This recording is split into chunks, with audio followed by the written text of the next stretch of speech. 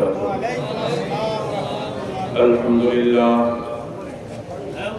الحمد لله نحمده ونستعينه ونستغفره ونؤمن به ونتوكل عليه ونعوذ بالله من شرور أنفسنا ومن سيئات أعمالنا من يهده الله فلا مضل له ومن يضلل فلا هادي له ونشهد أن لا إله إلا الله وحده لا شريك له ونشهد أن سيدنا وحبيبنا ومولانا محمدا عبده ورسوله صلى الله تعالى عليه وعلى آله وصحبه وبارك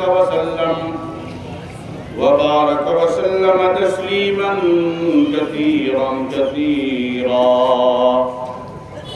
أما بعد فأعوذ بالله من الشيطان الرجيم واعبدوا الله ولا تشركوا به شيئا وبالوالدين إحسانا وبذي القربى واليتامى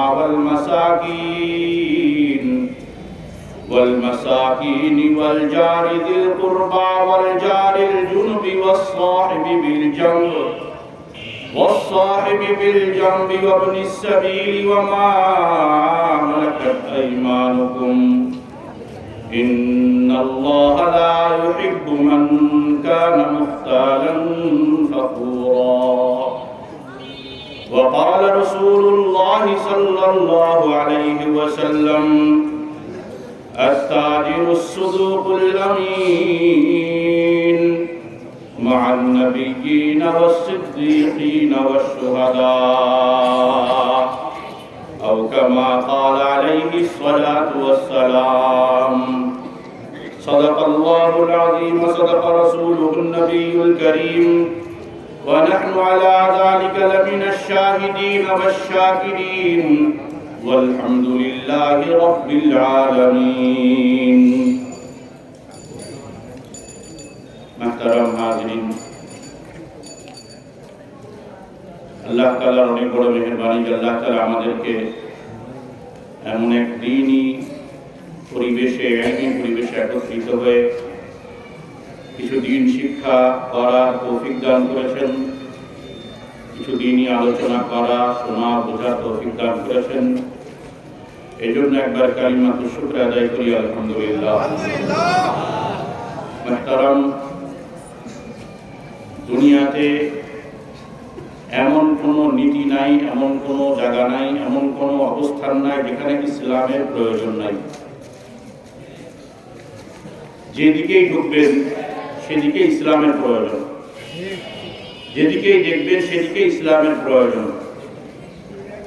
বাকি আজ মানুষ দুনিয়ার স্বার্থ, দুনিয়ার ক্ষমতা এবং দুনিয়া পাওয়ার জন্য বিভিন্ন সময় বিভিন্ন জায়গায় ইসলামকে চ্যালেঞ্জ করে বসে যে এখানে ইসলাম কেন, এর ভিতরে কেন ইসলাম আসবে। পরিবার নীতি বলেন, আর ব্যক্তি নীতি বলেন, আর রাষ্ট্রনীতি বলেন, আর অর্থনীতি বলেন, যে নীতিতেই ঢুকবেন ইসলাম সেখানে লাগবেই। যে অবস্থানেই থাকেন, যেই কালচারেই থাকেন, সেই কালচারেই ইসলাম লাগবে। যখনই ইসলাম থেকে সরে যাওয়ার চেষ্টা করবেন যে না আমাদের এই নীতিতে ইসলামের প্রয়োজন নাই, ঈমান চলে যাবে। যে নীতিতেই বলবেন ইসলাম লাগবে না, সেই নীতিতেই আপনার ঈমান চলে যাবে। এজন্য কথা বলার ক্ষেত্রে খুব সতর্ক অবস্থায় থাকা দরকার। আমি কি করতেছি, কোন অবস্থানে আছি, আর আমার জবান থেকে কথাটা কি বের হচ্ছে। আপনি যদি মানুষকে বুঝান যে ভাই চাষবাস করতেছেন, এই যে চাষবাস করে খাইতেছেন, আপনি এইভাবে তো করা ঠিক না, এইভাবে করলে তো তা জায়েজ হবে না, কি মিয়া দুনিয়ার কাজের মধ্যে ইসলাম ঢুকাই দিচ্ছে বলে না অনেকে। রাজনীতির ময়দানে যদি যান, কেউ বলবে কি রাজনীতির ময়দানে আবার ধর্ম টানেন কেন, বলেনি। হ্যাঁ, ব্যবসার ভিতরে যাবেন, ব্যবসা বাণিজ্যের যদি বলা হয় ভাই এভাবে তো ব্যবসা করা হারাম, তাই কি ব্যবসা বাণিজ্যের মধ্যে আপনি আবার ইসলাম পূজার থেকে আনবেন? এই ধরনের কথা বলার দ্বারা ঈমান চলে যায়। একটু আগে হুজুর যে বিষয়টা নিয়ে আলোচনা করতেছিল, আপনাদের কানে সব কথা পরিপূর্ণরূপে ঢুকছে কিনা, কারণ এখানে যে আলোচনাগুলো এই 3 দিন হবে সব একটু গভীরের আলোচনা। সাধারণত মাহফিলের ময়দানে আলোচনাগুলো এমন ভাবে হয় যে সহজে সহজে আপনাদেরকে বুঝাই দিয়ে কিছু যুক্তি, কিছু কোরআন, কিছু হাদিস দিয়ে বুঝায় চলে যায়। কিন্তু এখানে যে আলোচনাগুলো হয় এটা গবেষণা ধর্মী কিছু আলোচনা। হুজুর পর্দাকে কত রকম ভাগ করছেন। আজকাল এই পর্দার ফিতনায় এমন এক রূপ নিছে, ইসলামের নামে দল কায়েম কইরা এখন বলে যে ইসলামে তো কোনো পর্দা নাই, এরা বোরখা আনলো কোথা থেকে। এখন ইসলামের কথা বলে যদি বলে পর্দা লাগবে না, ইসলামের কথা বলে যদি বলেন যে এই যে যে কাজগুলো করতেছেন এটা আসলে হুজুরদের বানানো, কোরআন সুন্নাহয় নাই, তো আম মানুষ তো ধোঁকা খাবে না। সাধারণ মানুষ চিন্তা করবে মানুষ তো নফসের পূজারী, ভালো করে বুঝেন, মানুষ নফসের পূজারী। এবং যে ছেলেটা দাড়ি কাটে, একটা যুবক ছেলে দাড়ি কাটে, এখন তার মন তো চায় মুখে দাড়ি রাখবো না, কিন্তু এই সাজিয়ারা মাদ্রাসার তালিমি জড়িয়ে এসে বুঝছে দাড়ি রাখা সুন্নাত, এটা ওয়াজিব, এটা ছাড়লে গুনাহ হবে। এই জন্য মন থেকে দাড়ি কাটলেও, কথাটা ভালো করে বুঝেন, দাড়ি কাটলেও মনে মনে একটা আফসোস থাকে যে আমি একটা গুনার কাজ করতেছি। ঠিক এমন সময় যদি এক ভণ্ড মৌলবী এসা দল একখান দাঁড় করায়া বলে যে দাড়ি ইসলামের অংশ না, তো এই যে লোক ছেলেটা যে এতদিন দাড়ি কাটছে কিন্তু দিলের ভিতরে ছিল যে হ্যাঁ আমি একটা ইসলামের কানুন মানতে পারতেছি না, এই যে ভিতরে জানতো আমি মানতেছি না, যার কারণে তওবা করার সুযোগ ছিল, এখন ওই ছেলেটা যদি মনে করে যে দাড়ি ইসলামের কোনো অংশ নয়, তাহলে তওবা নসিব হবে না। চোর যদি চুরি করে আর মনে করে এটা আমার হক, চোর যদি চুরি করে মনে করে এটা আমার অধিকার, তাহলে এই চুরির আর কোনোদিন সমাধান হবে না। ডাকাত যদি ডাকাতি করে মনে করে এটা আমার অধিকার, আমি স্বাধীন দেশে আছি, স্বাধীন দেশের স্বাধীন অধিকার, যেমনি পারবো তেমনি ইনকাম করবো, চলবে?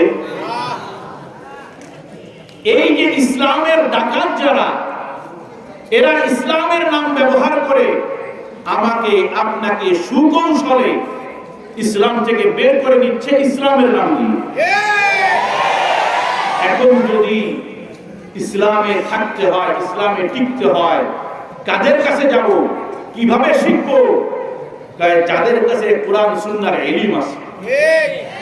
কোরআন সুন্নাহর ইলম নাই আর ইসলামের নাম দিয়ে দাঁড়ায় গেলাম, আর আপনি মনে করলেন আমি তো ইসলামের উপরেই আছি। আগে দেখেন ইসলামিক স্কলার যারা, কোরআন সুন্নাহর গবেষক যারা, তারা এই বিষয়ে কি বলে। আমার সাথে একটা ঘটনা ঘটছে একদিন। আমাদের এই বাজারের একজন হয়তো কোনো সমিতি মূলক ব্যবসা শুরু করছে, তো সে যেহেতু আমার ওখানে জুম্মা পড়ে চিন্তা করছে হুজুরের কাছে একটু জিজ্ঞেস করি, হুজুরের কাছে জিজ্ঞাসা করি। তো এই জন্য সে ওই সমিতিতে যারা যে শুরু করছে আর কি, তারে বলছে যে খতিব সাহেবের কাছে একটু জিজ্ঞাসা করি যে এই নিয়মে ব্যবসাটা করা যাবে কিনা, আমরা যে সমিতি করতেছি এই নিয়মে। গায়ের হুজুরদের কাছে যায় না, চৌধুরী গেলেই তো হারাম করে দেবে। এখন সে তার ওই কথা শুনে প্রথম দিকে আর অত মনোযোগ নেই, ব্যবসা শুরু করে দিছে। বেশ হয়তো অনেক পরে এসে আমার কাছে একদিন বলতে, হুজুর আমি তো এক জায়গায় কিছু টাকা লাগাইছিলাম, এই নিয়ম, এই সিস্টেম, এই অবস্থা। টাকা লাগায় জিজ্ঞেস করতে আসছেন, আমার গায়ে কথা বলতেছেন কারা, এই পাশে কথা বলতেছে কারা, এই তোমরা ছাত্র না কেরা, এটা ছাত্র। তো আমি তাদেরকে জিজ্ঞেস করতেছি, তাকে জিজ্ঞেস করলাম টাকা ব্যবসায় লাগানোর পরে এসে মাসলা জিজ্ঞেস করতে, তো ব্যবসায় লাগানোর আগে জিজ্ঞাসা করার দরকার ছিল। আপনি যখন একটা বিষয়ে যাবেন, ইসলামের দিক নির্দেশনা মানবেন, তো আগে যাওয়ার আগে জিজ্ঞাসা করবেন, ঢুকে পরে জিজ্ঞেস করবেন। হুজুর আসলে তো জিজ্ঞেস করতে চাইছিলাম, কিন্তু ঘটনা এই। আমি বললাম যে লোকটা এই কথা বলছে সে আগেই বুঝেছিল যে আমি যে সিস্টেমটা করতেছি, সমিতিটা করতেছি, এর মধ্যে উল্টাপাল্টা আছে। এই জন্য কিছু মৌলবীদের কাছে যায় না, গেলেই তো হারাম করে দেবে।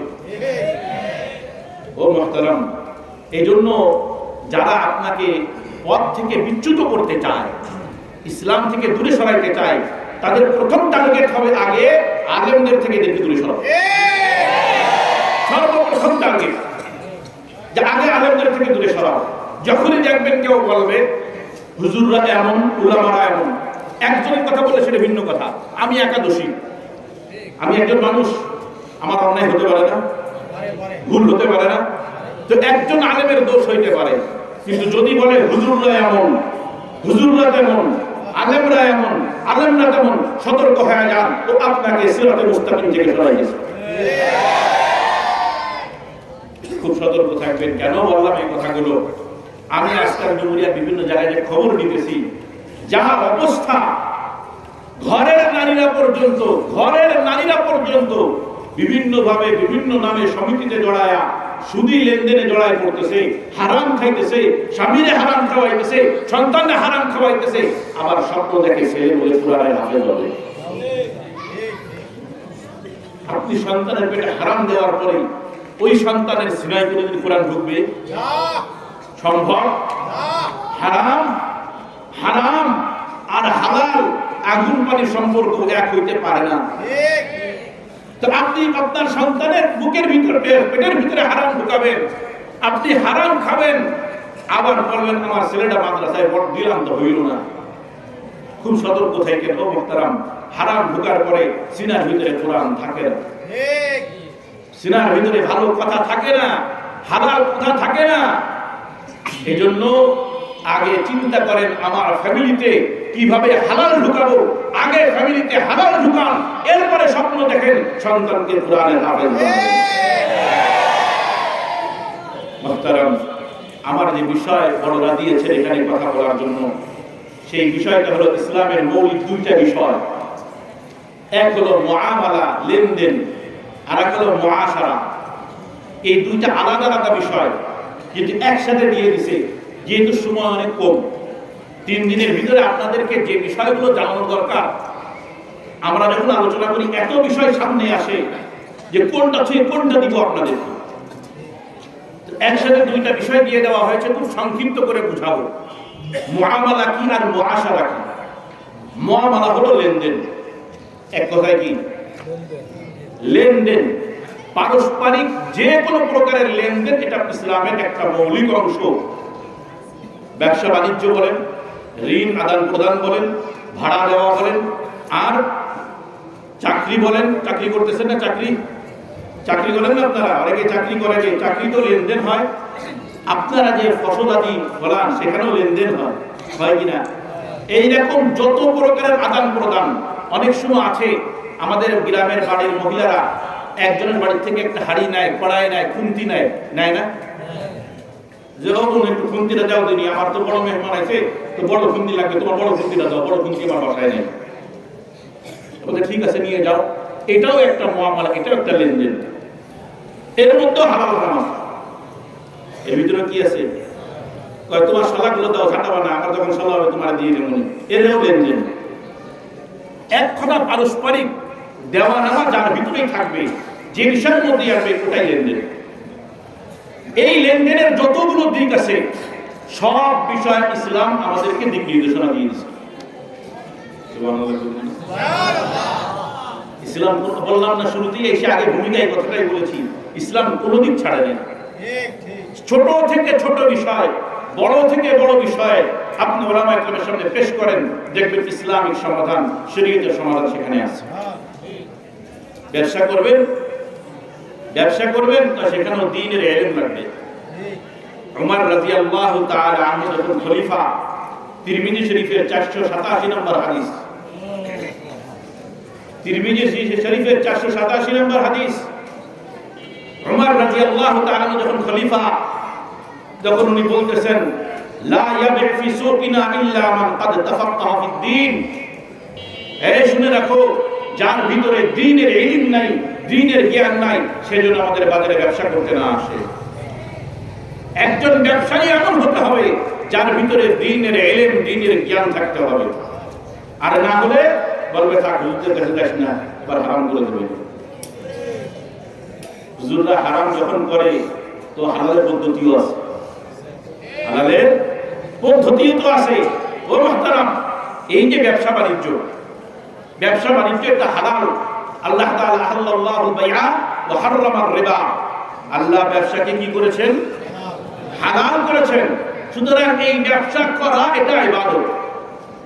ব্যবসা করা এটা কি? ইবাদত।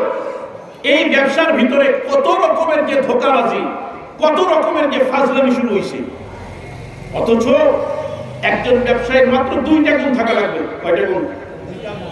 আত-তাজিরু সুদুকুল আমিন মা'আন নাবিয়্যিনা ওয়াস-সিদ্দীকিনা ওয়াশ-শুহাদা।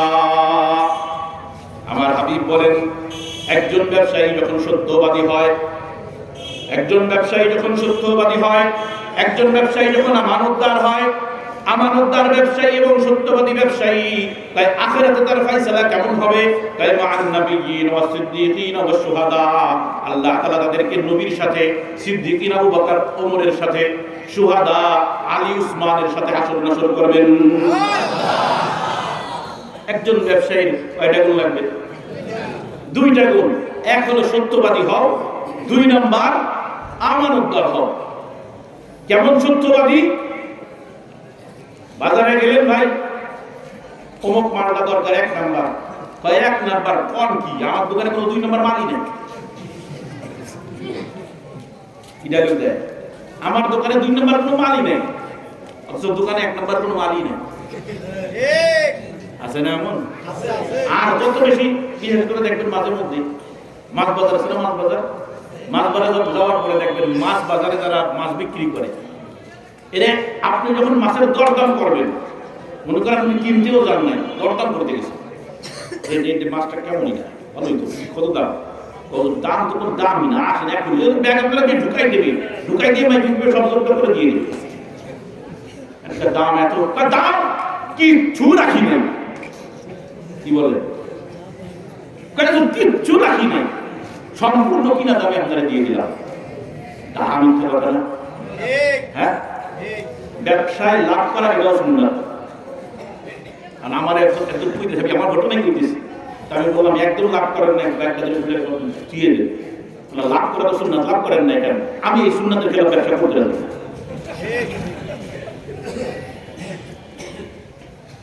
কারবারটা কি? সত্যবাদী হওয়া লাগবে আগে। হ্যাঁ ভাই, আমার মালের সমস্যা আছে, যদি পারেন তো নেন, না হলে আলহামদুলিল্লাহ, এভাবে বিক্রি হয়ে যাবে। হকের উপরে থাকেন, বরকত কোথা থেকে আসে? কোটি টাকার ব্যবসা করেও যদি বরকত না থাকে, ও টাকার কোনো লাভ নাই। আর কোটি টাকার ব্যবসা করলেন না, অল্প পুঁজি দিয়ে শুরু করলেন, অল্প পুঁজি, ওর মধ্যেই কি আসবে? বরকত আসবে, কোটি টাকার বরকত আসবে। দেখেন একটা মজার সুন্নাত, এর আগে আমরা দেখছি, এখন ইদানিং আমার নজরে তেমন পড়ে না, যদিও বাজারঘাটে কম যাওয়া পড়ে আমার। আগে গেলে তো পাল্লা ছিল, তাই না? এখন তো ডিজিটাল হয়ে গেছে, ডিজিটাল, বাংলাদেশের সবকিছু ডিজিটাল। আগে যখন পাল্লায় নাপলে সাধারণত দেখবেন, যখন মনে করেন আলু পেঁয়াজ কিনতেছেন, তো যখন 1 কেজি নিচ্ছেন, 1 কেজি নেওয়ার পরে আলু তো দিয়ে ঝুঁকায় দেয় আপনার অংশ, দেখছেন? এটা কিন্তু সুন্নাত, এটা কিন্তু কি আমার হাদিসের সুন্নাত। তিরমিজি শরীফে 1305 নম্বর হাদিস, সুয়াইদ ইবনে কায়েস রাদিয়াল্লাহু তাআলা আনহু বলতেছেন যে আমি একজন আমদানিকারক ছিলাম, কাপড় আমদানি করতাম। তো মদিনায় আমি এবং মাখরাফা নামে আরেকজন ওনার সাথী, আমরা কিছু সুতি কাপড় আমদানি করলাম হাজার নামক এলাকা থেকে। তো রাসূল করিম সাল্লাল্লাহু আলাইহি ওয়াসাল্লাম সংবাদ শুনে আমাদের কাছে আসছে একটা পায়জামা কেনার জন্য।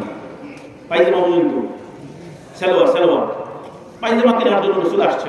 তো দরদাম করার পরে, সেই জামানার টাকা পয়সা তো ছিল কি স্বর্ণ মুদ্রা, রৌপ্য মুদ্রা, ওই স্বর্ণ রূপা মুদ্রা, রূপাকে ওজন করতে হতো। এই জন্য ব্যবসায়ীরা তাদের কাছে একজন ওজন করার জন্য একটা লোক নিয়োগ দিত। দেখেন না, বর্তমান মাছ বাজারে দেখবেন যে কাটার জন্য লোক থাকে না, আছে না?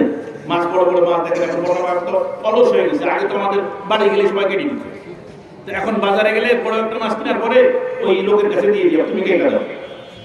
তো ওই জামানায় ওজন করার জন্য লোক পাওয়া যেত, কারণ ওই সময় মাল ওজন করার তুলনায় টাকা ওজন করা লাগতো।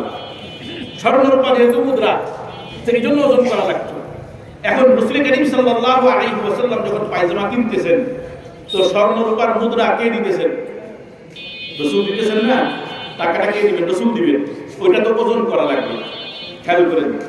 এখন ওয়াজান যে ওজন দিবে, সেই ওজনদার রাসূলের অর্থকে এক পাশে রাখছেন, আর এক পাশে ওজন দিতেছে। তো রাসূলের ওজন যখন সম্পূর্ণ সমান সমান হয়ে গেছে, রাসূল বলতেছেন জিন ওয়া আরজিহ, মাইবা একটু ঝুঁকায় দাও। রাসূলের অংশ কি বলতেছে? দাম এসে গেছে, এরপরে রাসূলের অংশকে ঝুঁকায় দিতে বলতেছে। এটা পাল্লার একটা সুন্নাত। সমান সমান হয়ে যাওয়ার পরেও, হাফ পেয়ে যাওয়ার পরেও একটু বেশি দিয়ে দাও। কেন? কারণ আমার পক্ষ থেকে যেন কোনো রকম কমতি না যায়, বেশি চলে যায়। আগের কালের ব্যবসায়ী এরকম করতো নি, তেল কেনার পরে, তেল মাপার পরে আবার একটুখানি দিয়ে দিত না। আর বর্তমান ডিজিটাল বাংলায় কি হয়? মাপানোর পরে যখন দিবে, মাপ দিবে, বস্তুটা দেয়, এখন 1000 হতো 1 কেজিতে, মানে 1010 গ্রাম উঠাতে থাকে, 1 গ্রাম তাও উঠায়, এখন 99 হয়ে গেছে, মানে ছাড়ে সমান সমান 1000 এবার উঠায়। যদি সে সঠিক মাপ দিয়ে থাকে আলহামদুলিল্লাহ, ভালো, বলবো না যে সে কেন এই কাজটা করলো। এটা সে কারো হাত নষ্ট করে নাই, যদি ধোঁকাবাজি না থাকে সেখানে। কারণ এখন সব থেকে ব্যবসার মধ্যে ধোঁকাবাজি হয় এখানে। যত বড় ডিজিটাল, চোরও তত বড় ডিজিটাল, তাই না? চোরও তত বড় কি হয়ে গেছে? ডিজিটাল হয়ে গেছে। ও মুহতারাম, এই যে পরপর কয়েকদিন ভূমিকম্প হইল, খেয়াল করছেন? আমাদের মাহফিলের পরের দিনই ভূমিকম্প হয়ে, এরপরে 3টা হয়ে গেছে ছোট ছোট। আমরা অনেকে অনুভব করতে পারি নাই, কিন্তু পত্রিকাতে দেখলাম ঢাকা এবং তার আশপাশে আরো 2-3টা কাঁপুন মারছে। আমাদের হাল আর বেশি ভালো না। ভূমিকম্প কেন আসে? ভূমিকম্প যতগুলো কারণে আসে, তার মধ্যে একটা হলো বান্দার হাত মেরে খাওয়া। পূর্ববর্তী উম্মতের মধ্যে হযরত শুআয়ব আলাইহিস সালামের উম্মতকে ভূমিকম্প দিয়ে ধ্বংস করে দেওয়া হয়েছিল। তাদের অপরাধ কি ছিল জানেন? ওরা ওজনে কম বেশি করত, পাল্লায় ধোঁকাবাজি করত। বারবার এসে উনি দাওয়াত দিলেন। আল্লাহ তাআলার বর্ণনা সূরা আরাফের মধ্যে দিয়েছেন, অনেক বড়, আমি সংক্ষিপ্ত করে বলতেছি। ওয়াইলা মাদিয়ানা আখাহুম শুআইবা ক্বালা ইয়া কওমি ইবুদুল্লাহা মা লাকুম মিন ইলাহিন গায়রুহু قد جاءتكم بينة من ربكم فأوفوا الكيل والميزان ولا تبخسوا الناس أشياءهم ولا تفسدوا في الأرض بعد إصلاحها ذلكم خير لكم إن كنتم مؤمنين। আমি মাদিয়ান অঞ্চলে, শুআয়ব আলাইহিস সালামের অঞ্চলে আমি ওই মাদিয়ানবাসীদের মধ্য থেকে তাদেরই এক ভাই শুআয়বকে পাঠাইলাম। যারা আহ্বান করল, ইয়া কওমি ইবুদুল্লাহ, এক আল্লাহর ইবাদত করো। গোলামি যদি করতে হয় কার গোলামি করবা? গোলামি যদি করতে হয় কার গোলামি করবা? একমাত্র আল্লাহর ইবাদত করো। মা লাকুম মিন ইলাহিন গায়রু, আল্লাহ ছাড়া তো কোনো ইলাহ নাই। গোলামি যদি করতে হয়, সেজদা যদি মারতে হয়, ওই মওলার সামনে মারো, দুনিয়াদারের সামনে সেজদা মারো না। আল্লাহ তো তোমাদের কাছে স্পষ্ট দলিল এনে দিয়েছে, আল্লাহ তো মাত্র একজনই, ইলাহ তো একজনই। মাথা যদি ঝুঁকাইতে হয়, ওই মওলার সামনে মাথা ঝুঁকাও। রাউফুল কাইলা ওয়াল মিজান, তোমরা ওজনে কম বেশি কইরো না, পরিপূর্ণ করে দাও। ওয়ালা তাবখাসুন নাসা আশিয়াহুম, মানুষের হাত মাইরে খাইও না। জমিনের মধ্যে যখন সব কিছুর সমাধান হয়ে গেছে, জমিনের মধ্যে ফিতনা সৃষ্টি কইরো না। কিন্তু কওমে শুআয়ব মানে নাই। আল্লাহ তাআলা আরো কয়েক আয়াত পরে যায় 91 নম্বর আয়াতে বলতেছে, ফাআখাযাতহুমুর রাজফাতু ফাআসবাহু ফি দারিহিম জাসিমিন। আমি কওমে শুআয়বকে ভূমিকম্পের মাধ্যমে ধ্বংস করে দিলাম। একটা রাত অতিবাহিত হয়েছে, তাদের ঘুমন্ত অবস্থায় একটা কাঁপুনি হয়েছে। কাঁপুনি হওয়ার পরে তাদের অবস্থা কি ছিল? তাই সকালবেলা দেখা গেল ওই এলাকাগুলো সব ময়লা ভূত হয়ে রয়েছে। একটা কাঁপুনি, পরপর কয়টা কাঁপুনি হয়েছে। যে কয়দিন আগে ভূমিকম্প হয়েছে, আয় হায় হায়, কয়দিন আগে ভূমিকম্প হয়েছে। একটা ভিডিও ভাইরাল হয়েছে, অনেকে হয়তো যারা মোবাইল চালান দেখছেন। এক দোকানে দাঁড়ায় রয়েছে বাপ আর ছেলে, দোকানদারি করতেছে, এর মধ্যে কাঁপুনি মারছে। বাপের খবর নাই, পিছনে আমার ছেলে রয়ে গেছে নিচে দৌড়। দুনিয়ার সামান্য ভূমিকম্পে যদি এই অবস্থা হয়, আখিরাতের ময়দানে কি হবে? ও মুসলমান, আখিরাতের ময়দানে কি হবে? একটা ভূমিকম্পে নিজের সন্তানকে ভুলে গেছো, একটা ভূমিকম্পে নিজের পরিবারকে ভুলে গেছো, সব ছেড়ে দৌড়াইতেছো। যখন আল্লাহর আযাব আসবে, খাটের তলে ঢুকলে কাজ হবে? টেবিলের তলে ঢুকলে কাজ হবে? কোনোই কাজ হবে না। আল্লাহর গজব যখন এসে যায়, আল্লাহর গজব যখন এসে যায়, কোনোভাবে বাঁচার সুযোগ নাই। শুধু একটা জিনিস বাঁচাইতে পারে, যে মাওলার সামনে দাঁড়াইতে হবে, এই বিশ্বাস যদি কারোর মধ্যে থাকে, ওই একমাত্র ওই বিশ্বাসটাই আমাকে আপনাকে বাঁচাইতে হবে। ওয়াইলুল মুতাফফিফিন আল্লাযীনা ইযা তালু আলান নাসি ইস্তাওফুন ওয়া ইযা কালুহুম আও ওয়াজানুহুম ইউখসিরুন আলা ইয়াযুন্নু উলাইকা আন্নাহুম মাবউসুন। কয়েক অংশ যারা ওজনে কম বেশি করে, বা যেমন কম বেশি করে, আল্লাযীনা ইযা তালু আলান নাস, যখন মানুষ থেকে মাইপা নেয়, ইস্তাওফুন পরিপূর্ণ কইরা নেয়, ওয়া ইযা কালুহুম আও ওয়াজানুহুম ইউখসিরুন, আর যখন মানুষকে মাইপা দেয় তখন কমায় দেয়। আল্লাহ তাআলা বলতেছেন আলা ইয়াযুন্নু উলাইকা আন্নাহুম মাবউসুন, তাই এরা কি কথা বিশ্বাস রাখে না যে একটা সময় কবর থেকে উঠা লাগবে? লিয়াউমিন আযীম, কোন দিন? সেই দিন কয় মহান একদিন। কায়াকুমুন নাসু ইয়াউমা ইয়াকুমুন নাসু লিরাব্বিল আলামিন, কয় যেদিন রব্বে আলামিনের সামনে তাকে দাঁড়াইতে হবে। আজকে ওজনে কম দিতেছেন, আজকে সুদ খাইতেছেন, আজকে ঘুষ খাইতেছেন, কয় কার জন্য? কয় সন্তানগুলোর ভবিষ্যৎ বানানোর জন্য। তাই তো? কেন খাইতেছেন? কেন খাইতেছেন? 20-30,000, 40,000, 50,000 টাকা বেতন, চলেই তো যাইতেছে সংসার। তারপরে পিছনে ডেলিভার আবার করে কেন? ফাইল আটকায় কেন? সুদী লেনদেন করে কেন? কিছু একটা তো করে যাওয়া লাগবে সন্তানদের জন্য। ওই দিন তো মাওলার সামনে দাঁড়ানো লাগবে। যে সন্তানের জন্য হারাম খাইলা, যে সন্তানের জন্য মানুষের পকেট মারলা, যেই মানুষের পকেট কাটলা, যেই মানুষের জমিনের আল কাটলা, অন্যের সম্পদ দুটে মুটে খাইলা, সেই সন্তান যখন মাওলার সামনে দাঁড়াবে, ইয়াউমা লা ইয়ানফাউ মালু ওয়ালা বানুন, এই দিনটা এমন একদিন যেই দিন সন্তান সম্পদ কোনো কিছুই কাজে লাগবে না। ইল্লা মান আতাল্লাহ বিকলবিন সালিম, একমাত্র সুস্থ হৃদয় নিয়ে, একমাত্র সুস্থ হৃদয় নিয়ে মাওলার সামনে যে দাঁড়াইতে পারবে, একমাত্র সেই ওই দিন নিস্তার পাবে। ইয়াউমা ইয়াফিরুল মারউ মিন আখিহি ওয়া উম্মিহি ওয়া আবিহি ওয়া সাহিবাতিহি ওয়া বানিহি লিকুল্লি ইমরিইন মিনহুম ইয়াওমাইযিন শাআনুন ইউগনিহি। ওই দিন তো সন্তান বাপ থেকে বলাবে, বাপ সন্তানকে থেকে বলাবে। সামান্য একটা কাঁপুনিতে সন্তানকে ফেলায় বাপ দৌড় দেয়। ওই কিয়ামতের ময়দানে যখন ভয়ানক অবস্থা হবে, ওই সন্তান তোমার দিকেও তাকাবে না, তুমিও সন্তানের দিকে তাকাবে না। যে স্ত্রীকে খুশি রাখার জন্য হারাম খাইছিলা, ওই স্ত্রী সেই দিন তোমাকে চিনবে না। একটা মাত্র আমলের জন্য সন্তান দৌড়ায় বাপের কাছে যাবে, বাপ বলবে দূর হও, আমি তো তোমাকে চিনি না। দৌড়ায় মার কাছে যাবে, মা বলবে দূর হও, তোমাকে তো চিনি না। বাপ দৌড়ায় সন্তানের কাছে যাবে, স্ত্রীর কাছে যাবে, আপন ভাইয়ের কাছে যাবে।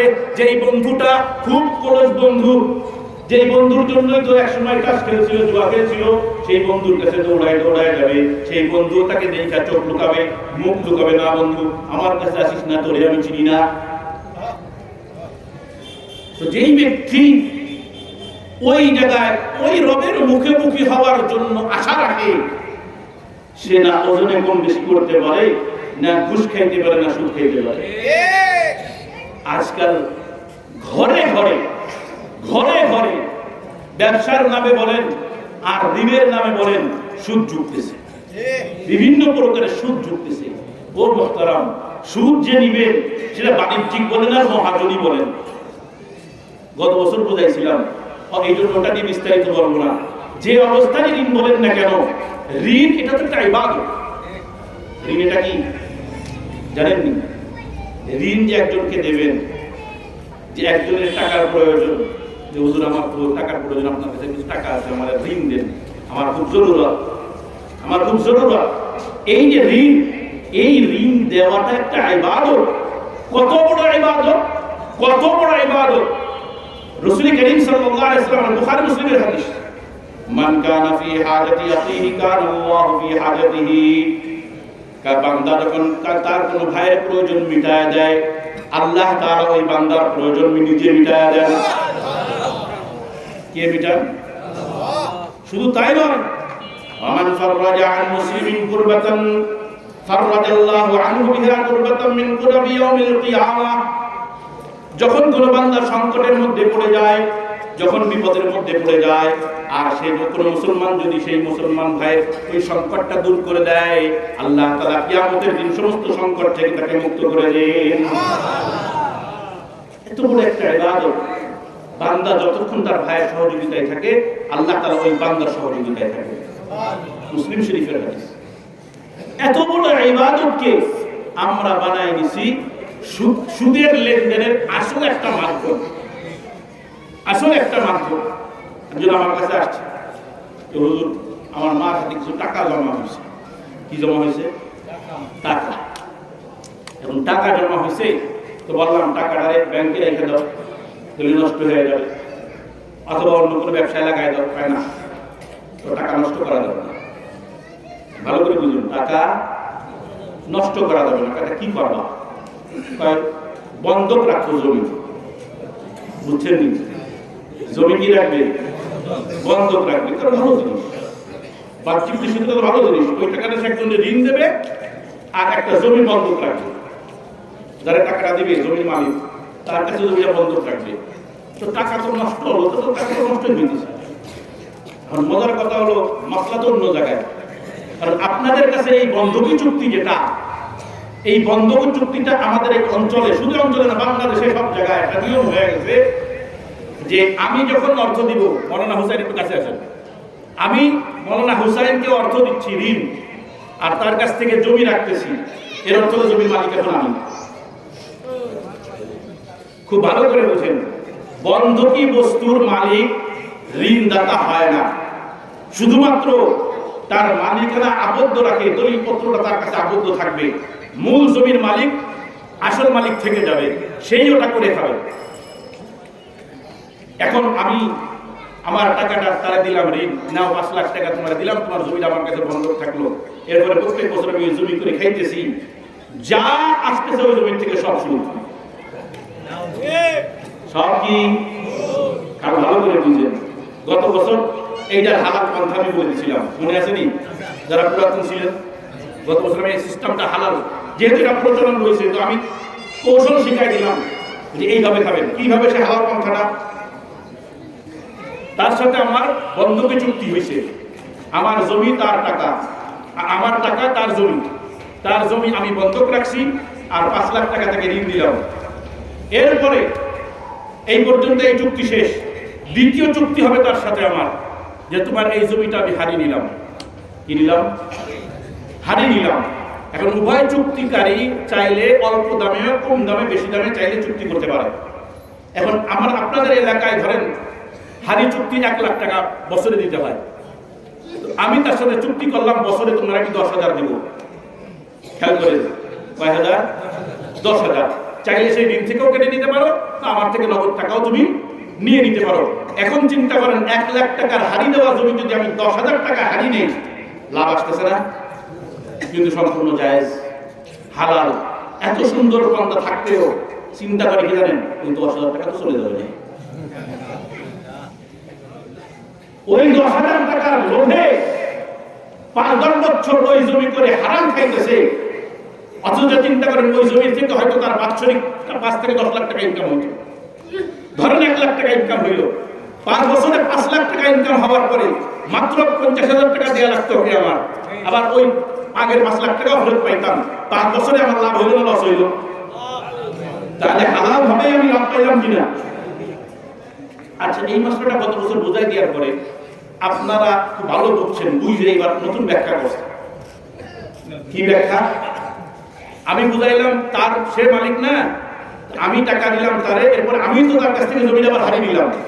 এখন আপনারা মাসলা উল্টাই দিচ্ছেন, আমার কাছে এবারই মাসলা আসছে, যিনি বলতেছি সে জমির মালিক, আমি তাকে টাকা দিচ্ছি, এর খেয়াল করুন কিন্তু সে জমির মালিক, আমি তাকে টাকা দেওয়ার পরে জমি এখন আমার হাতে আবদ্ধ, সেই আবার আমার কাছ থেকে হারিয়ে নেবে। হইল জমির মালিক জমি হারিয়ে নেয় কেমনি? আর আমার পরিবারের কাছে গেছে, যে বলতেছে না জাহেজ না জাহেজ আছে কেমনি, গত বছর এই হুজুরি বুঝাই দিয়েছে আমাকে, মানে আমার কথা বলতেছে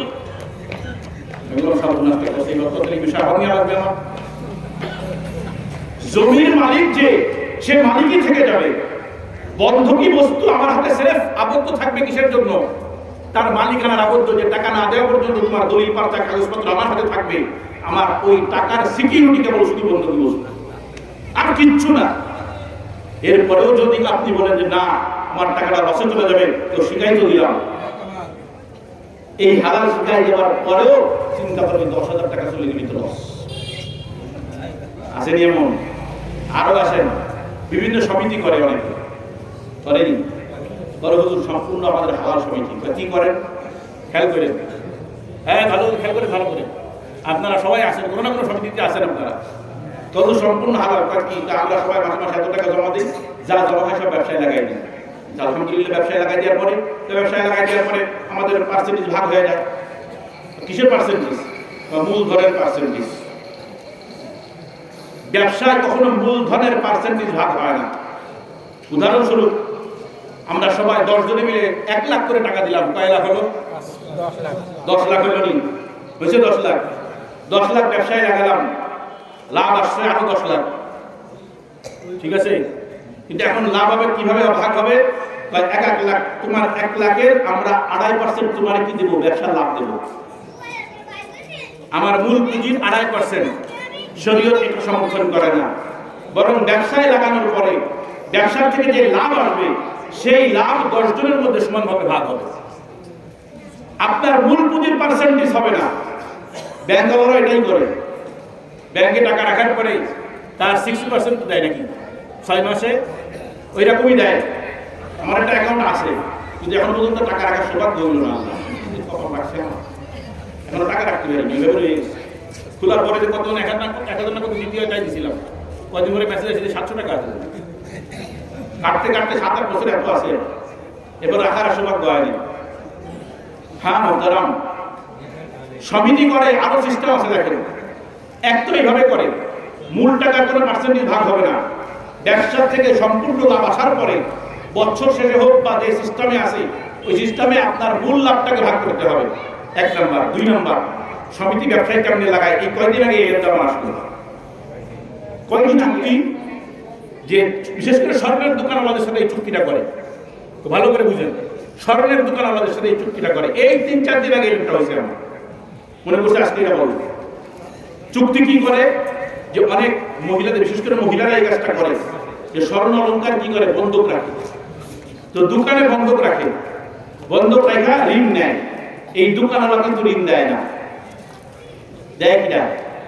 ওই যে সমিতির সাথে দোকানওয়ালার চুক্তি হয়েছে, দোকানওয়ালা শুধু মাঝখানে মাধ্যম।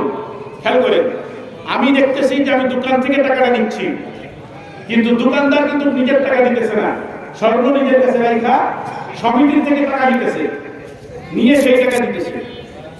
এরপরে ওই সমিতি কিন্তু আপনারা কি বুঝাইছে, আমরা স্বর্ণের দোকানে টাকা দিয়ে ব্যবসা করতেছি, স্বর্ণের দোকানে মাধ্যম হয়ে ওই টাকাটা ঋণ দিতেছে, আর সে বন্ধক রাখতেছে। এরপরে সে ওই জায়গা থেকে যে টাকাটা লাভ আসে, জিজ্ঞেস করলাম, আমি তার সাথে জিজ্ঞেস করলাম কত আসে, বা 2.5%।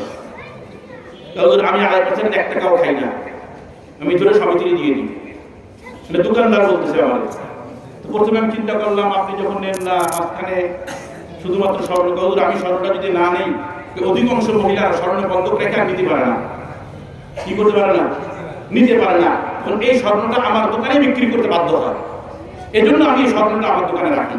আমার তারপরেও জায়েজ হবে না, তারপরেও কি হবে না, জায়েজ হবে না, কারণ রাসূল কারীম সাল্লাল্লাহু আলাইহি ওয়াসাল্লাম বলেন, লাআনা রাসূলুল্লাহ সাল্লাল্লাহু আলাইহি ওয়াসাল্লাম আকিলার রিবা ওয়া মুকিলাহু ওয়া শাহিদাইহি ওয়া কাতিবাইহি। যে সুদ খায়, যে খাওয়ায়, যে সাক্ষী, যে লেখে, সবগুলো জাহান্নামে। এই দোকানদার বলতেছে যে হুজুর আমি এর মধ্যে নাই, কিন্তু স্বর্ণটা আমার কাছে না থাকলে আমার কাছে বিক্রি করবে না, কিন্তু মাঝখানে টাকাটা নিয়ে মাধ্যম কে হইতেছে? দোকানদার। দোকানদারও সাক্ষী অথবা কাতেবের একজন। সুতরাং আপনারা যে সমিতি করেন, ব্যবসার নাম দিয়ে যে টাকাগুলো দেন, ভালো করে তাহকিক করেন যে টাকাটা ব্যবসার জন্য দেওয়া হচ্ছে নাকি সুকৌশলে ঋণ দিয়ে আবার সুদ নেওয়া হইতেছে।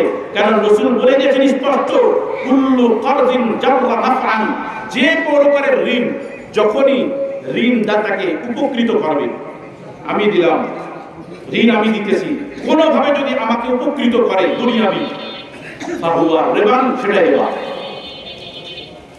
এখন সমিতি দিতেছে ব্যবসার নাম দিয়ে, আসলে ব্যবসা করতেছে না, ঋণ দিতেছে 2.5% লাভ দিতেছে, সম্পূর্ণ হারাম। ও মুহতারাম, এই জন্য খুব ভালো করে বুঝেন, যে ব্যক্তি সুদ খায়, সুদের লেনদেন করে, আল্লাহ স্বয়ং তার বিরুদ্ধে যুদ্ধ ঘোষণা করে। আল্লাহ কি নিজের লোকের বিরুদ্ধে যুদ্ধ ঘোষণা করবে? তার মানে সুদখোররা সরাসরি আল্লাহর দুশমন। হুজুর বর্তমান যদি লোন না নিই ব্যবসা তো করা যায় না, আমার কাছে বলছে একজন, লোনের লেনদেন না করলে তো ব্যাংকের থেকে ব্যবসা করা যায় না। কারণ কি? কারণ আপনার স্বপ্ন অনেক বড়, আপনি অনেক বড় ব্যবসা করবেন, এই জন্য চেষ্টা করতেছেন কি লোন নিতে হবে। কেন আপনি ছোট ব্যবসা থেকে শুরু করেন না? অল্প কিছু দিয়ে পুঁজি দিয়ে শুরু করেন না? সামান্য একটা খেলা স্টল খুলে ব্যবসা শুরু করেন না? আপনার স্বপ্ন আপনি বড় ব্যবসায়ী হবেন, কোটি কোটি টাকার লোন নেবেন, কয়েকদিন পরে আটকা পড়ে যাওয়ার পরে বলান। ছোট দিয়ে শুরু করেন না, কেন আগে লোন নিতে হবে? কয়েকদিন আগে এক ব্যবসায়ী বলতেছে, আমাদের বাজারে এক ব্যবসায়ী, হুজুর আলহামদুলিল্লাহ আলহামভাবে চলতেছি, কিন্তু প্রত্যেক দিন কোনো না কোনো ব্যাংক আলাদা আসে, লোন নেন লোন নেন লোন নেন। সে বড় ব্যবসায়ী, তার কাছে লোন দিতে, লোন সে নিতেছে না, কিন্তু ব্যাংক ওয়ালারা দৌড়ে গেছে, লোন নাও লোন নাও লোন নাও লোন নাও। আর সে তাবলীগ করার সাথে তো আল্লাহ আমারে খাওয়াই দিতেছে, আল্লাহ আমারে সব দিতেছে, আমি কিছু নি লোন নেব, কিন্তু প্রত্যেক দিন ব্যাংক ওয়ালারা তার কাছে যেতেছে। ইয়া আইয়ুহাল্লাযীনা আমানু তাকুল্লাহা ওয়া যারু মা বাকিয়া মিনার রিবা ইন কুনতুম মুমিনিন। মুমিন যদি তুমি মুমিন হয়ে থাকো, মাওলাকে যদি ভয় করো, আল্লাহর ভয় যদি দিলে থাকে, খবরদার সুদে হাত দিও না, সুদগুলো ছেড়ে দাও। সুদগুলো কি করো? ছেড়ে দাও। ফাইন লাম তাফআলু, যদি সুদ না ছাড়ো, ফাযানু বিহারবিন মিনাল্লাহি ওয়া রাসূলিহি, তো শুনে রাখো আল্লাহ আল্লাহর রাসূলের বিরুদ্ধে তোমাদের জন্য যুদ্ধের ঘোষণা। স্বয়ং আল্লাহ যুদ্ধের ঘোষণা দিতেছেন। ও মুহতারাম ভাই, সুদকে ঢুকাইতেছেন পেটের মধ্যে, সন্তানের পেটে ঢুকাইতেছেন, বাপ মার পেটে ঢুকাইতেছেন, নিজের পেটে ঢুকাইতেছেন, আর মাওলারে নিজের দুশমন বানাইতেছেন। মাওলা যখন দুশমন হয়ে যায়, আল্লাহ আল্লাহ আল্লাহ আল্লাহ হেফাজত করুন। কেমনে বাঁচবেন? কেমনে বাঁচবেন? আমার হাবিব যখন মেয়েরাজে গেছে, মেয়েরাজ যাওয়ার পরে দেখে নদীর মধ্যে, রক্তের নদীর মধ্যে সাঁতরাই দিচ্ছে, রক্তের নদীর মধ্যে সাঁতরাই দিচ্ছে একদল। তো জিবরিল আমাকে জিজ্ঞাসা করছে, ও জিবরিল, এরা কারা? ইয়া রাসূলুল্লাহ, আকিমুর রিবা, সুদ খানেওয়ালারা। কারণ যারা সুদ খায়, তারা যাদেরকে ঋণ দেয় তাদের রক্ত চুষে খায়, এই জন্য তাদেরকে রক্তের নদীতে ভাসায় দেওয়া হবে। ও মুহতারাম ভাইও, এই জন্য সুদ ব্যবসা করেন, ব্যবসাকে আমার মাওলা হালাল করেছেন, ব্যবসাকে হালাল করেছেন, ব্যবসা ইবাদত, ওই ইবাদতকে হারাম বানায়েন না, গুনাহের মাধ্যম বানায়েন না। ঋণ ইবাদত, ওইটাকে হারাম বানায়েন না। আরেকটা মুআমালা আমাদের সমাজের মধ্যে হয়, উত্তরাধিকারী সম্পদ আসেনি। সব থেকে বড় ফাঁকিবাজি এবং হারাম, ঘরে বসে ঘরের লোকের হাত মাইরা আমরা হারাম খেতেছি, আছে না? ও মুহতারাম, কি সুন্দর কয়, বোন যখন সম্পদ চায়, তোরে বিয়ে দেওয়ার সময় 10 লাখ টাকা খরচ দিয়েছিল, ওর মুখ নিয়ে টাকা সম্পদ চাইছে, বলেনি? এমন বলে না? হ্যাঁ, তোমার খরচ করতে বুঝে গিয়া, তোমার খরচ করতে বুঝে গিয়া। জীবিত অবস্থায় বাপ মা, জীবিত অবস্থায় বাপ মা ভাই বোন এক কারোর উপরে যদি একইভাবে কোনো বিষয় খরচ করে, তো এই শর্ত মৃত্যু, বাপ মার মৃত্যুর পরে দেওয়া যাবে না যে তুমি মিরাজ থেকে এতটুকু পাবা না।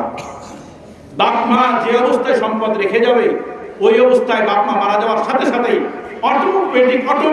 অটোমেটিক ভাই বোনদের মধ্যে মিরাজ ভাগ হয়ে যাবে, কাগজে কলমে ভাগ হোক আর না হোক। সুতরাং ভিটে বাড়িতে যে অংশ আপনি খাইতেছেন, ওটা আর এক বোনের অংশ, আর এক ভাইয়ের অংশ। চাষ করা জমির যে অংশ খাইতেছেন আর এক ভাইয়ের অংশ, তার অনুমতি লাগবে যে বোন তোমার অংশটা তো এখনো তুমি নেও নাই, আমি তো করে খাইতেছি, অনুমতি দেওয়া লাগবে।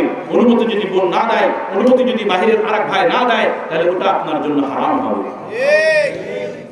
হাজার হাজার ফ্যামিলি শুধু রক্তের সম্পর্ক নষ্ট হয়ে যাইতেছে এক উত্তরাধিকারী সম্পদের জন্য। এটা তো বান্দার হক, বাঁচবেন কি করে? বাঁচবেন কি করে? ও মুহতারাম, অল্প কিছু মামলার কথা বললাম, সময় এখন শেষ হয়ে গেছে, এখনই আজান হবে 10 মিনিট মধ্যেই। মুআশারা কি জিনিস? মুআশারা কি জিনিস বুঝেন? মুআশারা হলো সমাজে চলতে পথে আমাদের যে একজন আরেকজনের সাথে যে সুসম্পর্ক ধরে রাখি, যে আত্মীয়তার সম্পর্ক বলেন, প্রতিবেশীর সম্পর্ক বলেন, এলাকাবাসীর সম্পর্ক বলেন, বন্ধু বান্ধবের সম্পর্ক বলেন, স্বামী স্ত্রীর সম্পর্ক বলেন, এগুলো সব মুআমালার অংশ, মুআশারার অংশ। সামাজিক আচার আচরণ, সামাজিক আচার আচরণ। আমার হাবিব তখন নবী হন নাই। খেয়াল করেন, নবী হওয়ার আগে তার গুণগুলো কি ছিল? নবী হওয়ার আগে আমার হাবিবের গুণগুলো কি ছিল? হীরা গুহার ভিতরে যায় প্রত্যেকদিন তো ইবাদত করে, মওলা তুমি কোথায়, মওলা তুমি কোথায় খুঁজতেছে। খুঁজতে খুঁজতে যখন একদিন দেখা হলো, জিবরিল আমিন আসলো, ইকরা বিসমি রাব্বিকাল্লাযী খালাক বলে ওহী নাযিল করলো, শরীরে কাঁপতি ধরে গেল। ওহী খুব ভারী জিনিস, ওহী খুব কি জিনিস? ভারী জিনিস। নজরের দিকে আছে তো, 2 ঘন্টা হয়ে গেছে বসে আছেন, একটু নড়াচড়া করা দরকার না? একটু নড়াচড়া করা দরকার না? জোরে বলেন তো, নারায়ে তাকবীর। আলহামদুলিল্লাহ, মনে হয় এবার একটু আইসে করো নাকি? আল্লাহ তাআলা মুহতারাম, রাসূল করিম সাল্লাল্লাহু আলাইহি ওয়াসাল্লাম হেরা গুহার ভিতরে ওহী আসার পরে শরীরে কাঁপতি এসে গেল, জ্বর এসে গেল। আম্মা জান খাদিজা রাদিয়াল্লাহু তাআলা আনহার কাছে এসে বলে, জাম্মিলুনি জাম্মিলুনি, জলদি জলদি আমারে কম্বল দাও, আমি বড় শীতে কাঁপতেছি, বড় কষ্ট হইতেছে, আমার মাথার কোনো ক্ষতি হয়ে গেল। রোহিত প্রথম আসছে তো, তখন আম্মা জান খাদিজা কি বলছে খেয়াল করেন, কাল্লা ওয়াল্লাহি মা ইউখজিকাল্লাহু আবাদা। না না না না, কখনোই এটা হতে পারে না। আল্লাহ তাআলা কোনোভাবেই আপনাকে লাঞ্ছিত করতে পারে না। আপনার ভিতরে যেই মানবিক গুণগুলো রয়েছে, যার মধ্যে এত ভালো গুণ থাকছে, তাকে আল্লাহ তাআলা কোনো ক্ষতি করতে পারে না। 1 নম্বর গুণ লা তাসিলুর রাহিম, আপনি আত্মীয়তার বন্ধন অটুট রাখেন, আত্মীয়তার বন্ধন। 2 নম্বর তাহমিলুল কাল্লা, দুর্বলের বোঝা বহন করে দেন। ওয়া তাকসিবুল মাদুম, আর যেই ব্যক্তি নিজে দুর্বল হওয়ার কারণে, নিঃস্ব হওয়ার কারণে কোনো কাজ করতে পারে না, আপনি নিজে তার ইনকাম করে দেন। গুণগুলো দেখছেন নি? হ্যাঁ। ওয়া তাকরিজ যায়ফা, মেহমানদারিতে বড় পটু, আপনার মতন মেহমানদারি আরবের মধ্যে একজনও নাই। ওয়া তুইনু আলা নাওয়াইবিল হক, হকের কারণে কেউ যদি বন্দী হয়ে যায়, আপনি তার হকগুলোকে ছাড়াইয়া দেন, আপনি তার সহযোগী হয়ে যান। চিন্তা করে দেখেন, আমার হাবিব নবী হওয়ার আগে তার এই গুণ, নবী হওয়ার আগে তার মধ্যে এই গুণ, আর নবী হওয়ার পরের হুকুমটা কি? এই যে আত্মীয়তার সম্পর্ক ছিন্ন করে ফেলি, আত্মীয়তার সম্পর্ক কোথা থেকে আসছে বলেন? আত্মীয়তার সম্পর্ক কোথা থেকে আসছে? আল্লাহর একটা নাম আছে রহমান, জোরে বলেন, জোরে বলেন। আল্লাহর একটা নাম আছে রহমান। এই রহমান নাম থেকে একটা 3 শব্দের, তিনটা অক্ষরের একটা শব্দ, যাকে বলা হয় রাহিম। কি বলা হয়? রাহিম। রহমান নাম থেকে আল্লাহ রাহিম বের কইরা এই রাহিম বলা হয় আত্মীয়তার, রক্তের সম্পর্ককে কি বলে? রাহিম বলে। রক্তের সম্পর্ক কি বলে? রাহিম বলে। এই রক্তের সম্পর্ক রাহিম, এই রাহিমকে আল্লাহ সৃষ্টি করে নিজের আরশের নিচেই ঝুলায় রাখছেন। সুবহানাল্লাহ বলেন না? কোথায় ঝুলায় রাখছে? আর এই রাহিম, যাকে একটা আকৃতি দিয়ে আল্লাহ ঝুলায় রাখছে, প্রত্যেকটা দিন মুসলিম শরীফের 2555 নম্বর হাদিস 2555, এই হাদিসের ভিতরে আসছে, আল্লাহ রসুল বলেন, আর রাহিকুম মুআল্লাকাতুন বিল আরশ, রাহিম আত্মীয়তার বন্ধন, এটা আরশের নিচেই ঝুলন্ত। তাকুলু মান ওয়াসালানি ওয়াসালাহুল্লাহ ওয়া মান কাতাআনি কাতাআহুল্লাহ। ও মাওলা, যে ব্যক্তি আমার এই সম্পর্ককে অটুট রাখে, তুমি তার সাথে সম্পর্ক অটুট রাখো, আর যে আমার এই সম্পর্ক ছিন্ন করে, তুমি তার সাথে সম্পর্ক ছিন্ন করে দাও। ও মুহতারাম, আত্মীয়তার সম্পর্কের আর একটা ফজিলত শোনেন। রাসূল করিম সাল্লাল্লাহু আলাইহি ওয়াসাল্লাম বলেন, বুখারী শরীফের 2067 নম্বর হাদিস, আল্লাহর রাসূল বলেন, মান সাররাহু আইয়ুবসাতা লাহু ফি রিজকিহি ফালইয়াসিল রাহিমা। কেউ যদি তার রিজিকের প্রশস্ততা চায়, সে যেন আত্মীয়তার বন্ধন অটুট রাখে। রিজিক কারে বলে? 3 বেলা তো খাইতে পারি নাকি, যথেষ্ট।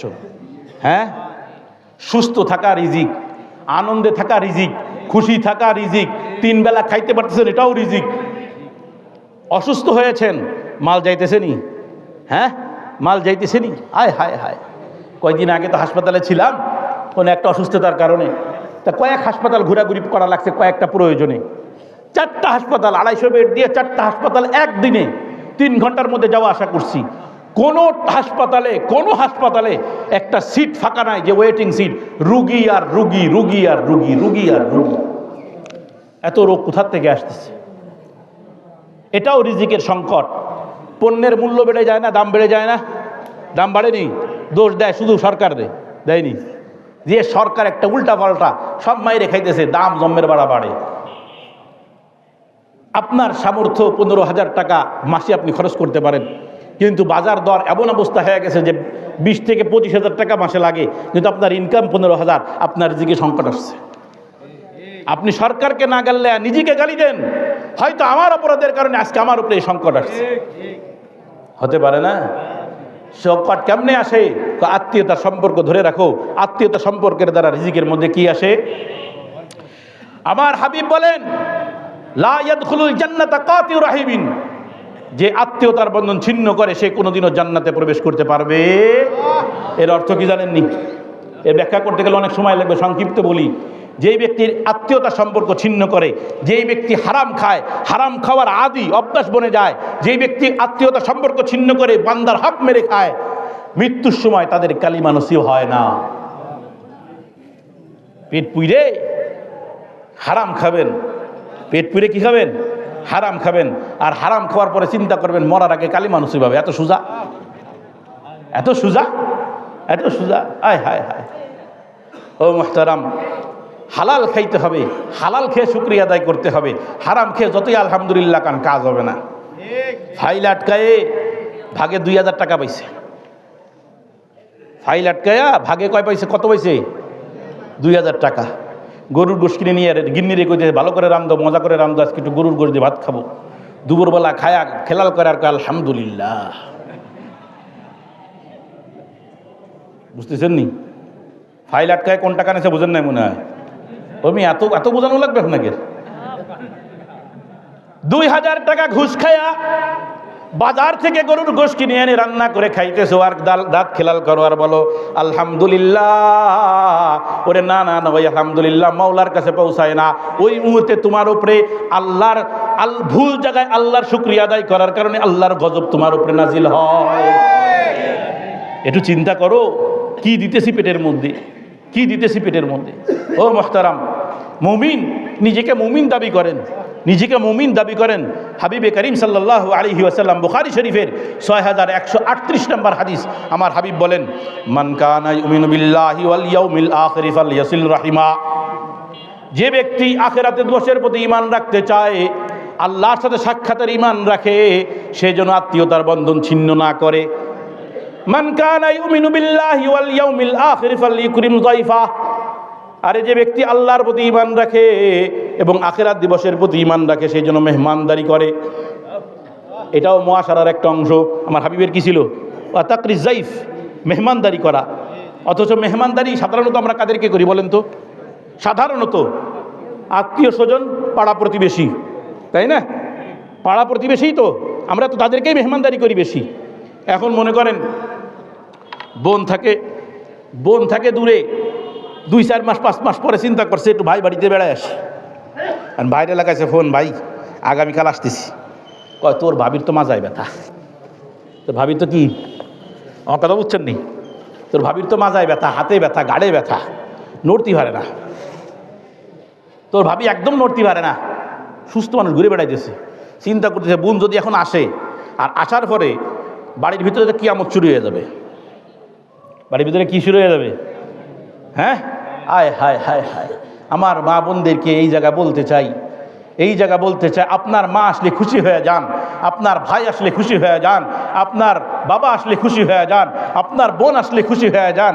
আর স্বামীর ভাই স্বামীর বোন যখন আসে তখন মুখটা কালো হয়ে যায়। মুখটা কালো হয়ে যায়। তারা যখন নিজের আত্মীয় যখন আসে, রক্তের সম্পর্কের লোক যখন আসে, তখন ফ্রিজ থেকে ইলিশ মাছটা বের হয়। আর স্বামীর ভাই বোনরা যখন আসে কয় ফাঙ্গাস মাছ বের করো। আসেনি? মান কানা ইউমিনু বিল্লাহি ওয়াল ইয়াউমিল আখির ফালইউকরিম যায়ফা। মেহমান যে প্রকারেরই হোক না কেন, যে হালাতেরই হোক না কেন, ওই মেহমানকে সম্মান করা এটা ঈমানই একটা কাজ। সাহাবা একরামের জিন্দেগি যদি একটু ঘাটেন না, শোয়ারটাই হ্যাঁ শোয়ারটাই হবে বলে দিছিলাম তো। তো মেহমান যে প্রকারেরই হোক না কেন, মেহমান যে প্রকারেরই হোক না কেন, মেহমানকে আপনার সামর্থ্য অনুযায়ী আপনি মেহমানদারি করবেন। একজন আসলে ইলিশ মাছ আর একজন আসলে পাঙ্গাস মাছ, খবরদার এই কাজ করেন না, এ কাজ করেন না। নিজের ভাই আসলে ইলিশ মাছ আর স্বামীর ভাই আসলে পাঙ্গাস মাছ। আয় হায় হায়, সাহাবা একরামের জিন্দেগিটা দেখেন না। বুখারী শরীফের 3798 নম্বর হাদিস। আনসারি সাহাবীরা কি কুরবানিটা দিছে, কি কুরবানিটা দিছে। এক তো মুহাজির সাহাবা যারা ছিল, যখন সব ফেলায় থিয়ে চলে আসছে, কথা বলে না, বাইরে যেন কারা কথা বলতেছে, সময় অল্প, কথা শেষ করতে হবে। সমস্ত সাহাবীরা যখন, আনসারি সাহাবীরা, মুহাজির সাহাবীরা যখন মদিনায় আসলো, ঘর বাড়ি ছেড়ে দিল, জমি জমা ছেড়ে দিল, অর্ধেক অর্ধেক, ভাই নিয়ে যাও নিয়ে যাও। ওই আনসারি সাহাবীদের ব্যাপারে আল্লাহ তাআলা নাযিল করলেন, ওয়াল্লাযীনা তাবাওয়াউদ দারা ওয়াল ঈমানা মিন ক্বাবলিহিম ইউহিব্বুনা মান হাজারা ইলাইহিম ওয়া লা ইয়াজিদুনা ফি সুদুরিহিম হাজাতাম মিম্মা উতু ওয়া ইউসিরুনা আলা আনফুসিহিম ওয়ালাউ কানা বিহিম খাসাসা। আনসারীদের চরিত্রটা কেমন? কয় মুহাজিরদেরকে সব ধরে দিয়ে দেয়, তাদের প্রয়োজন থাকার পরেও তাদের মধ্যে কোনো হিংসা আসে না, তাদের প্রয়োজন থাকার পরেও মুহাজির সাহাবীদেরকে সব দিয়ে দেয়। ওমান ইয়াকাশুহা নাফসিহি ফাউলাইকা হুমুল মুফলিহুন। কয় যে তার দিলের কৃপণতা থেকে বেঁচে গেল, আল্লাহ তাআলা বলেন সেই হলো দুনিয়ায় সবথেকে বড় কামিয়াব।